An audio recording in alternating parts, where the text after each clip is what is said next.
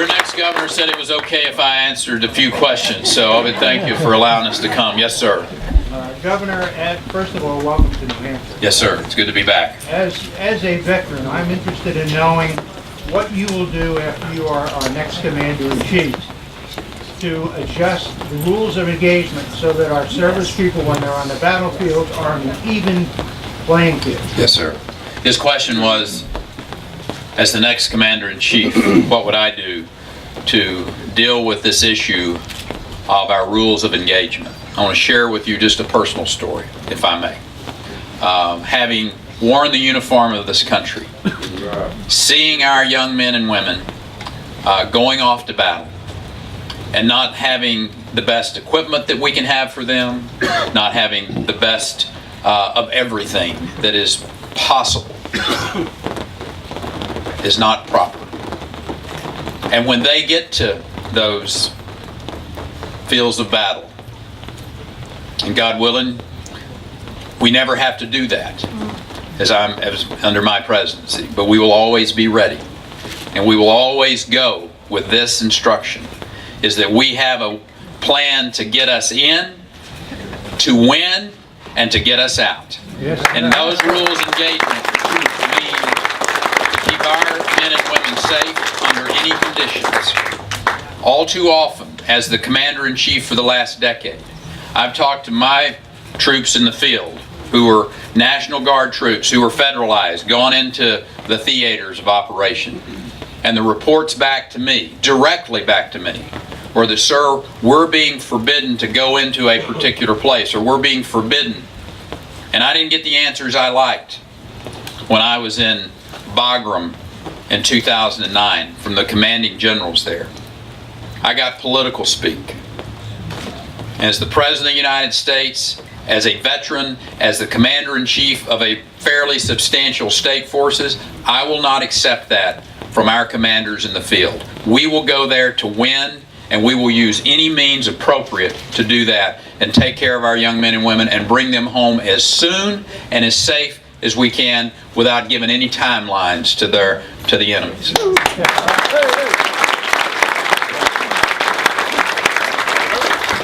Roger. I'm a European. I was just wondering, with the huge crisis you're seeing in the European economy, what is your thought and what is your take on that, and what is Europe doing wrong? Right. Well, the Europeans are, well, I should say, let me back that up just a notch. America is following the European model at present, and that model has proven not to work. Keynesian theory, economics, of spending money you don't have on programs that frankly people don't want is a loser every time.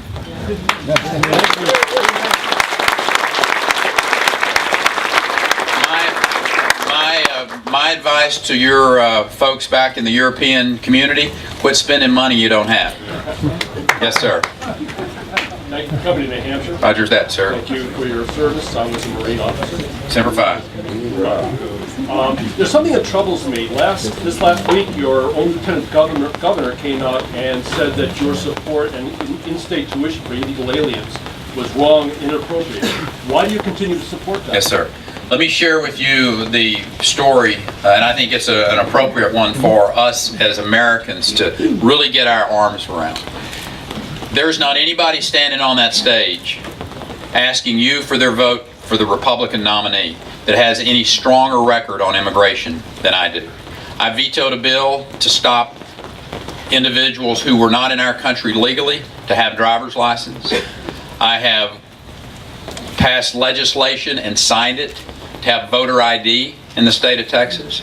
I tried to pass sanctuary city law this last session of the legislature where that we could clearly keep individuals who were in our state illegally and not have our police officers being turned into federal agents in that case. We have spent over $400 million in our attempt to secure the border because of the absolute failure of the federal government to do that duty for us. And that is really the issue here. I'm going to get on to your direct question.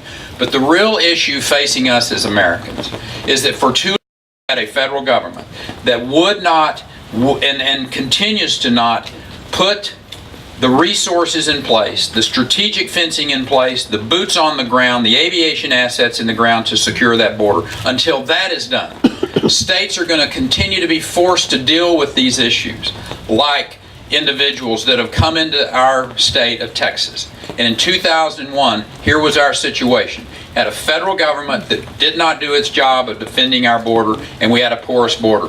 Individuals came in. We were required by federal law to take care of these individuals, either education-wise or healthcare-wise. That is federal law. We're required to do that. I don't have the privilege to stand on a stage and say, oh, here's what I would do. I'm the governor of Texas for 10 years. I have to deal with these issues real time. We have focused our efforts on securing that border the best we can. But we also had to decide, what are we going to do with young people that have come into our state by no fault of their own, and found themselves going to our public schools, doing the work, and then being prepared to go to college. These young people, we decided as a state, and this is a state issue. This is not a federal issue, and there's no reflection on any state here other than Texas. Those young people who are not being subsidized in any form or fashion, they're paying full state tuition to go to those state universities in the state of Texas. But here was our choices. We either kick them to the curb and pick up the cost of whatever that's going to be later down the road, and we analyzed it as they were going to cost us more money if we did not allow them to be educated and become part of the workforce in the state of Texas. That was the right thing for Texas to do. And I might add, the vote in the legislature on that issue of 181 members, 31 senators, 150 House members, only 4 dissenting votes. There was a clear message that that was how Texas wanted to deal with this issue. If New Hampshire or Oklahoma or Arizona chooses to do that in another way, I respect that because of the 10th Amendment and our great respect for that part of the Constitution. So I hope that clears that issue up. But here's the bottom line, sir. Until we have a president who has the courage and is willing to put all of the resources on that border to secure it, states are going to continue to face these issues. I will secure that border. I'm the only one that's been dealing with it for the last 10 years, and I know how to secure that border. But I can't do it alone in Texas. I have to have the backing and the full support of the United States, which I will have as the president. Yes.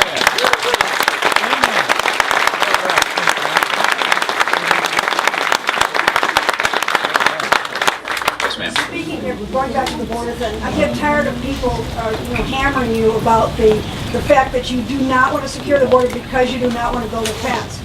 Our son is an Army Ranger, airborne Army Ranger, just came back from Afghanistan. He's a fire support officer, okay? He was the one that brought the wrath of God down on the people who needed the wrath of God being brought down on them. God bless him. He had drones, okay? He used drones on the roads so that they could find out when people were putting, the roadside bombs in.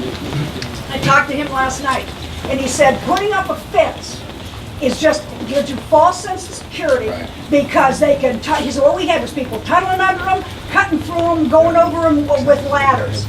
So what he said is, even the Great Wall of China did not keep out the barbarians. Good point. An obstacle without observation is no obstacle at all. Right, exactly. In the strategic fencing in the metropolitan areas is appropriate.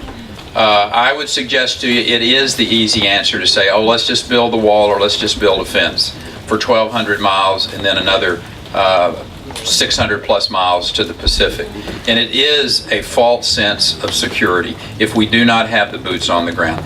I agree that some fencing in the metropolitan areas, it works, it helps slows down masses of numbers, but the real key for us as a country is to have the number of boots on the ground. And I don't know, I think it takes somewhere close to 4,500, sir, of Border Patrol agents until those get trained up, 1,500 National Guard troops, so that you have a clear presence on that border.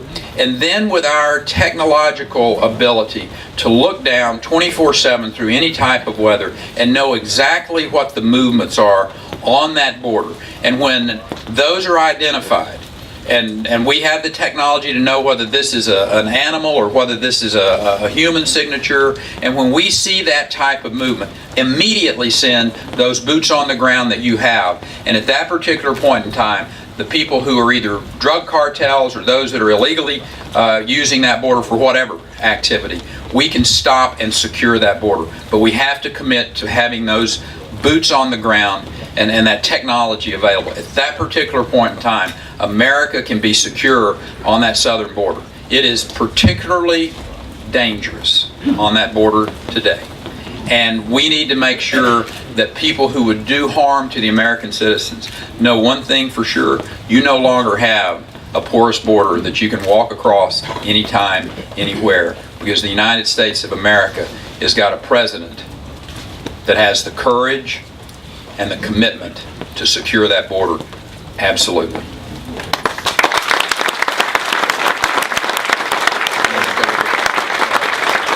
I've been leaving the left side of the room alone now. We're on the right side. You're on the right side from your side. I didn't want to turn my back on this side. Let's leave it at that.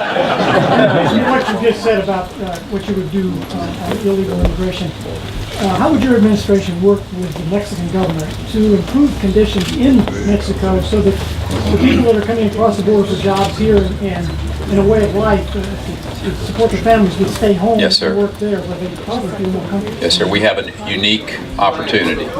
We have a unique opportunity in this country.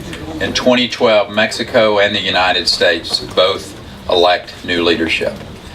And hopefully I will be our nominee.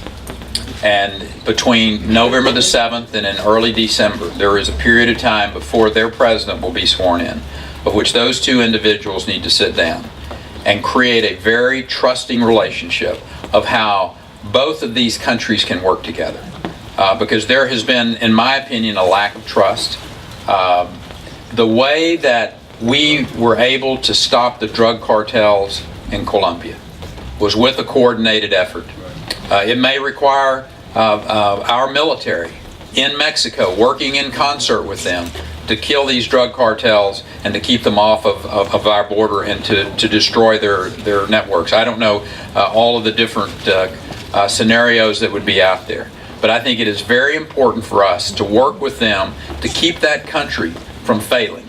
Mexico is a long-time friend of America from the standpoint of an economic friend. They're number one trading partner for the state of Texas, for instance.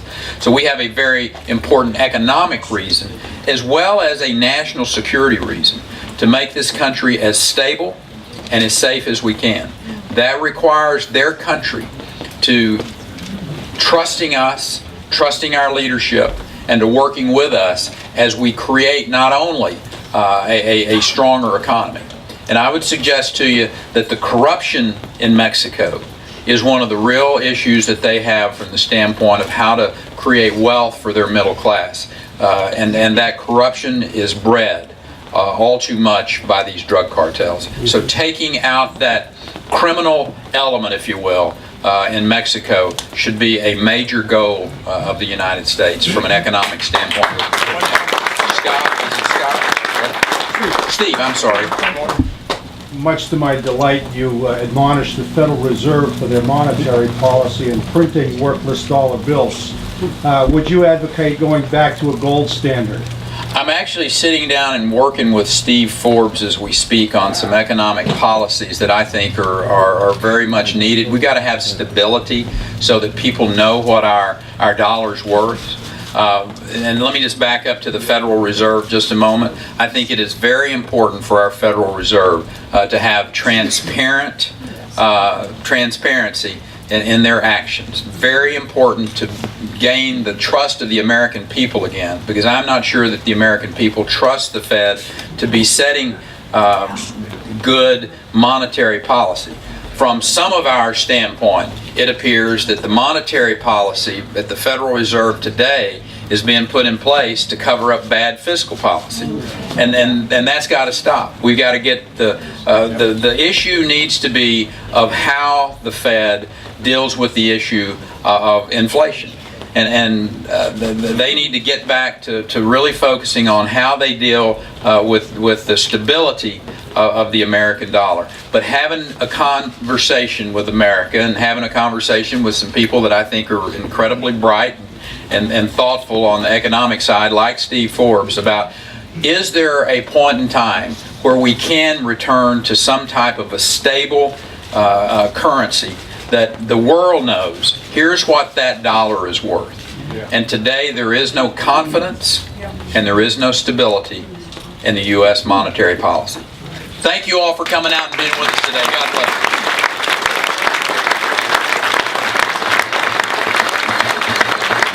Before we turn up the music and the governor will stay and meet with as many of you as you possibly can, and you can ask some more questions, I want to just ask a quick question. Are you more confident than ever that Barack Obama will be a one-term president?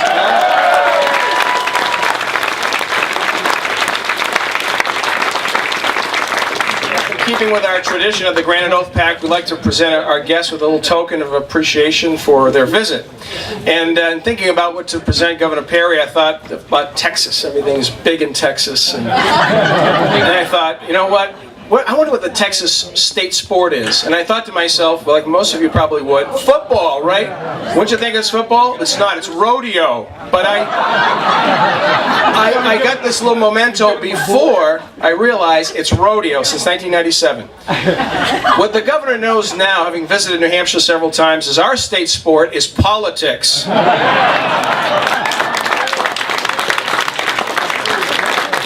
But what he needs to be reminded of, perhaps, is that we also have some great teams. And one of them is the UNH football team, which is playing Holy Cross this afternoon. So I'd like to present the governor with a sweatshirt. It's a UNH football team, but right here. Sweatshirt and a hoodie. There'll be something else about it. All right.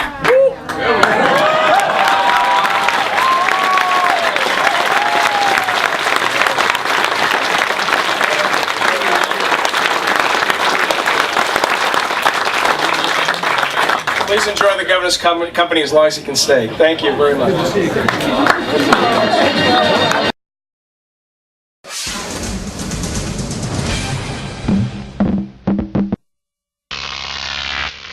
GrokTV.